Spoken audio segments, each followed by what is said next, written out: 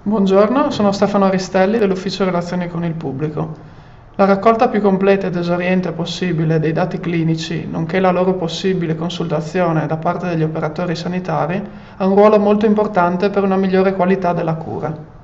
Il recente dossier fascicolo sanitario elettronico della Regione Friuli Venezia Giulia copre l'intera vita del paziente. È alimentato in maniera continuativa dai soggetti che in regione prendono in cura l'assistito e costituisce il principale supporto ai processi di cura e prevenzione, in quanto rende disponibile la storia clinica del paziente a tutti i professionisti coinvolti.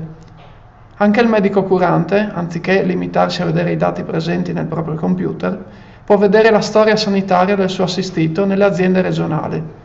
Ciò è utile anche per la prescrizione di farmaci e per il riconoscimento di eventuali incompatibilità tra essi.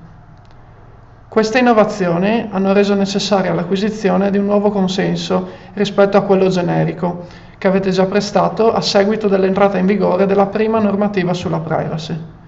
Potrebbero per questo verificarsi rallentamenti nell'erogazione delle prestazioni sanitarie.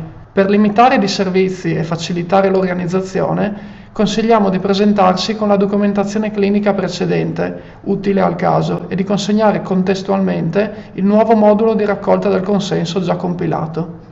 È possibile scaricare il modulo dal sito www.ass3.sanita.fvg.it presso la sezione modulistica, privacy informativa e modulistica consenso, oppure ritirarlo presso gli sportelli degli ospedali di Tolmezzo Gemona.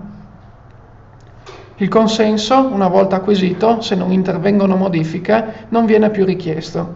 È possibile in qualunque momento prestare, negare o comunque modificare il consenso già prestato. Il mancato consenso o la revoca del medesimo non impediscono di accedere comunque alle cure mediche richieste. Infine, soltanto l'interessato al quale i dati sanitari si riferiscono può prestare il consenso. Se l'interessato è minorenne o sotto tutela, il consenso potrà essere prestato dai relativi rappresentanti legali.